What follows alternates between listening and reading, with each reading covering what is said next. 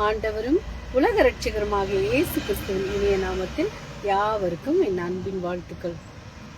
அன்பு கூறுவே இன்னும் அதிகமாய், ஆராதிப்பே இன்னும் ஆர்வமாய். அன்பு கூறுவே இன்னும் அதிகமாய், ஆராதிப்பே இன்னும் ஆர்வமா.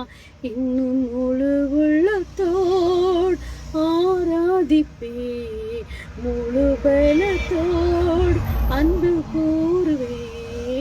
ஆராதனை ஆராதனை ஆராதனை ஆராதனை. உன்னிடத்தில் நீ அன்பு கூறுவது போல பிறனிடத்திலும் அன்பு கூறுவாயாக. மத்தேயு 22:39. ஒரு போர் வீரன் வியட்நாம் போர் முடிந்து தன் வீட்டுக்கு திரும்பும் நேரம் வந்தது. சான் பிரான்சிஸ்கோ நகரில் தன் பெற்றோரை அவன் போனில் அழைத்து, நான் வீட்டுக்கு வரப்போகிறேன், ஆனால் உங்களிடம் ஒரு உதவியை கேட்கிறேன், என்னோடு என் நண்பனும் வர இருக்கிறான் என்று கூறினான். அதற்கு பெற்றோர்கள், ஓ தாராளமா கூட்டிக் கொண்டு வா, அவனை நாங்களும் பார்க்க ஆவலாய் இருக்கிறோம் என்றார்கள். அதற்கு மகன், அவன் நடந்த போரில் நிலத்தில் வைக்கப்பட்டிருந்த கண்ணியில் காலை வைத்ததினால் அவனுடைய ஒரு காலும் ஒரு கையும் இழந்து விட்டான். அவனுக்கு யாரும் இல்லாததால் அவன் என்னோடு இருப்பதை விரும்புகிறான் என்று கூறினான். பெற்றோர், மகனே, அதை கேட்க விசனமாய் இருந்தாலும் அவனை நாம் வேறொரு இடத்தில் தங்க வைக்க ஆயத்தப்படுத்துவோம். நம்மோடு அவன் இருக்க முடியாது. அவனை வைத்து பார்த்து கொள்வது மிகவும் கஷ்டம் என்று உனக்கு தெரியும். இந்த வயதான காலத்தில் எங்களுக்கு இப்படிப்பட்ட ஒரு பாரம் இருக்குமானால் மிகவும் கஷ்டம். இதை புரிந்து கொண்டு அவனை வேறு இடத்தில் விட்டுவிட்டு நீ மட்டும் வா என்று கூறினார்.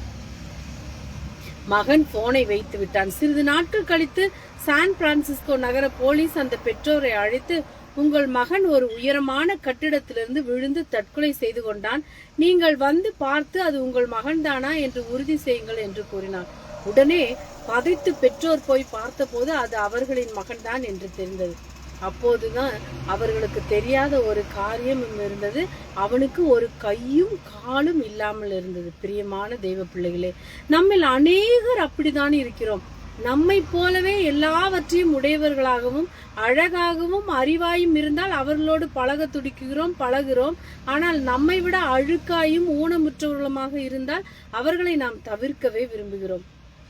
இந்த கதையில் அந்த பெற்றோர் தங்கள் பிள்ளைகள் தான் ஊனமடைந்திருக்கிறான் என்று தெரிந்திருந்தால் நிச்சயமாக வீட்டுக்கு அழைத்து அவனை பராமரித்திருப்பார்கள்.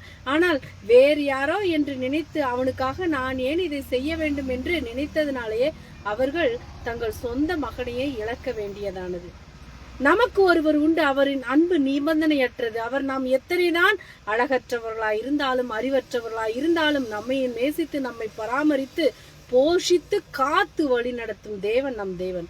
அவர் பட்சபாதம் இல்லாதவர். அவருடைய பிள்ளைகள் என்று சொல்லிக் கொள்ளும் நாமும் அப்படிப்பட்டவர்களாக இருக்க வேண்டும் என்பதை அவர் விரும்புகிறார்.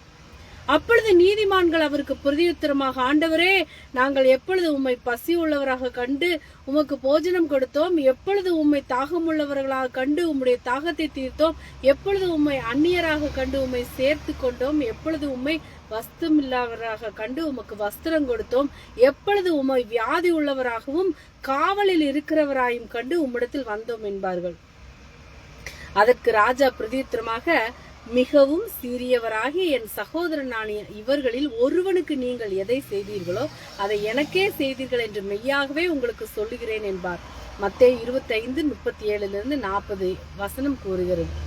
நாம் மற்றவர்களுக்கு செய்யும் நன்மையான காரியம் அது தேவனுக்கு செய்தது போலாகும். நம்மால் இயன்றதை மற்றவர்களுக்கு உதவியாக செய்வோமாக. உன்னிடத்தில் நீ அன்பு கூறுவது போல பிறனிடத்திலும் அன்பு கூறுவாயாக என்ற கற்பனை நிறைவேற்றுவோமா?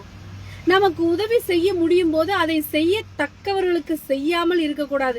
நிச்சயமாய் செய்வோம். நம் பலன் பரலோகத்தில் சேர்த்து வைக்கப்படும். ஆமென், அல்லேலூயா. நீங்கள் ஆசீர்வதிக்கப்பட்டவர்கள். Price God.